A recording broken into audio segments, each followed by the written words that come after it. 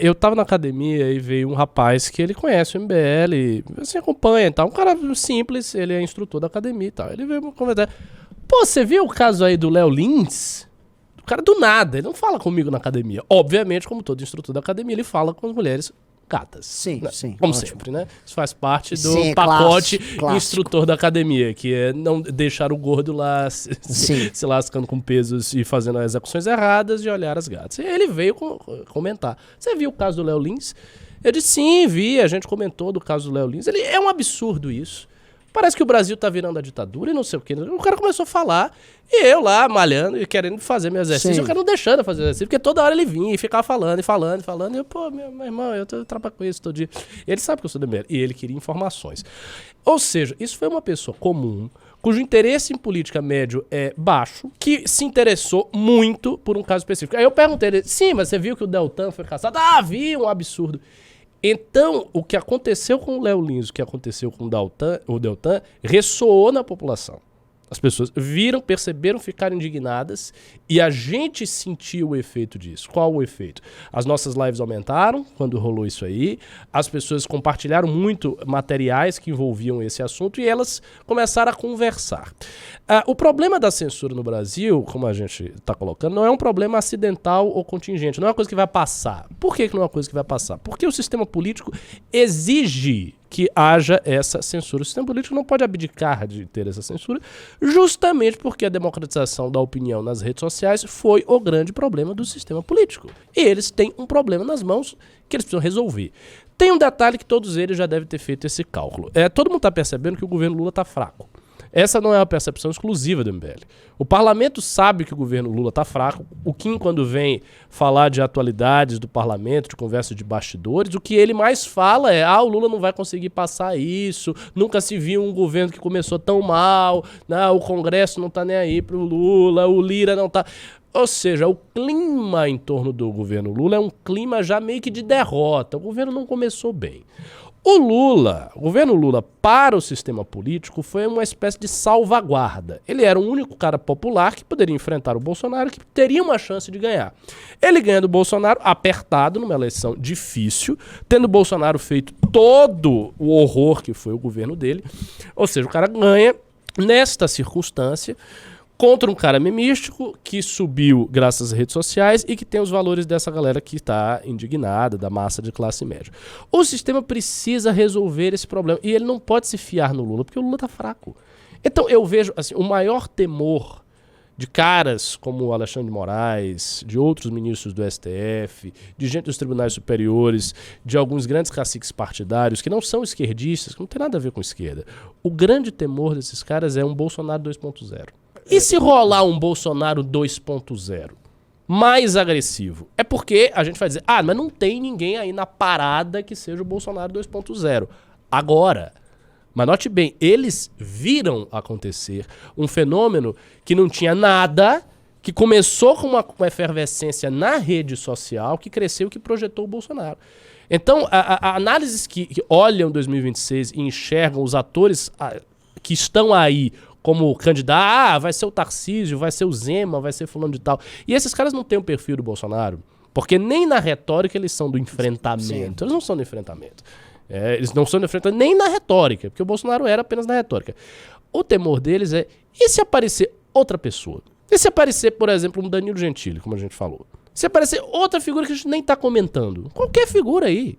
Surgiu, o cara começa, cresce, vai com um discurso mais agressivo, chama a manifestação, não o sujeito, mas ele cresce numa manifestação contra o Lula, porque hoje está cada vez mais próximo de ter as condições para se fazer uma manifestação, isso é um fato, né? E conforme se acumula essas pré-condições, isso vai se facilitando, ou seja, aumenta-se o ponto de saturação que acaba eclodindo numa manifestação, e se surge uma figura tipo Bolsonaro, o que eles vão fazer? Que pega o voto do Bolsonaro, que vem com agressividade e que vem eventualmente até com discurso mesmo de intervenção militar, de fechamento das instituições e tudo mais. Isso é um grande risco. É um grande risco que essa pessoa consiga arregimentar a energia popular que está aí. Então esse é o primeiro dado aí da equação. O segundo dado da equação para a gente entender é, como você bem falou, a ideia de que existe um projeto do PT, o PT está de volta e o PT não quer sair do poder. O PT não quer sair do poder. O PT foi apeado do poder, o PT quer criar condições de continuar, essas condições não estão dadas. O governo está muito complicado, ele precisa criar as pontes. Ele vai criar as pontes como? Senão calando as pessoas. Então, quando você vê a quantidade de contradições, aí entra o fator econômico. Não vai ter crescimento. Vai acontecer isso de tirar as isenções, não as isenções, as restituições do imposto de renda, as pessoas vão ficar putas. Por quê? Porque o governo precisa de grana para gastar. Então, ele está sem grana para gastar, ele precisa tirar a grana de algum lugar. E qual é sempre a classe que foi prejudicada historicamente pelo Partido dos Trabalhadores? A classe média.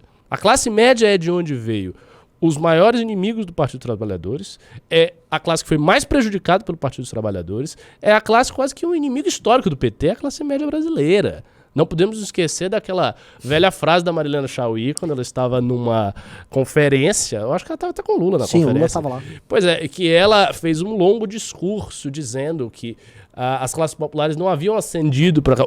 Um discurso completamente errado. Eu revi esse discurso, não tem, eu acho que nem 3 meses atrás, eu vi todo ele, do início ao fim. E a tese dela era o seguinte, que as classes populares tinham ascendido, mas que elas não tinham se tornado classe média. Ela achava que não tinham se tornado classe média. Por quê? Porque a classe média é fascista, machista, retrógrada, atrasada e tal. E essas eram novas classes populares. Um erro grotesco, porque foram essas pessoas que o Lula ascendeu socialmente, que o derrubaram. Sim. Mas na época, isso não estava ainda no horizonte. Cara, fazer só um parênteses, isso é bem rápido, não quero te atrapalhar nisso. A galera que o Bolsonaro levou na eleição de 2018 e que ele perdeu na eleição de 22, foi essa galera, é a galera da Baixada Fluminense no Rio de Janeiro, é a galera da periferia de Belo Horizonte, boa parte da periferia de São Paulo, que o Bolsonaro perdeu esses votos. É uma galera que vai muito também na questão econômica. Ela tem a questão moral, mas ela tem a questão econômica também, porque ela tá ali, ela entre pobre e classe média, então esse cara... muito pouco, o padrão de vida dele volta a ser de pobre. Exatamente.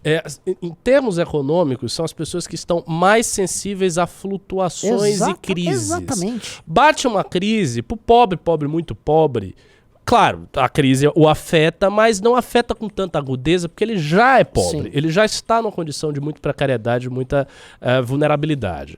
O cara que é muito rico e tal, vem a crise, mas o cara é rico, então ele consegue se safar das coisas. Entendeu? O rico vive bem no Brasil, né? Sejamos claros aqui. Então quem está na classe média, uma classe média alta, sofre a crise, mas o impacto é menor. Agora, quem está na classe média baixa, que está ali com aquele medo clássico da proletarização, esse cara pode se dar muito mal nas crises. E esse cara já tem uma revolta, porque ele já se sente espremido por dois contingentes populacionais, 2 contingentes de classe, e isso sem falar que em termos psicopolíticos, ele é a classe fundamentalmente ideológica. Essa galera não gosta do PT. Essa galera está vendo o que está acontecendo. Vai ter problema econômico. As pessoas já estão chegando no MBL pedindo manifestação. Sim. A gente sabe disso. Tem um monte de gente. Não vai ter manifestação? Bora fazer manifestação. Bora fazer ato. Vamos fazer ato. As pessoas lembram do que foi. E um detalhe sobre isso. As manifestações mais expressivas do bolsonarismo foram grandes. A manifestação que ele fez, a maior de todas lá do 7 de setembro, foi uma manifestação grande. Não foi tão grande quanto 2015, mas foi grande. Grande o suficiente para se imaginar que se você tivesse uma manifestação contra o PT, com o PT no governo...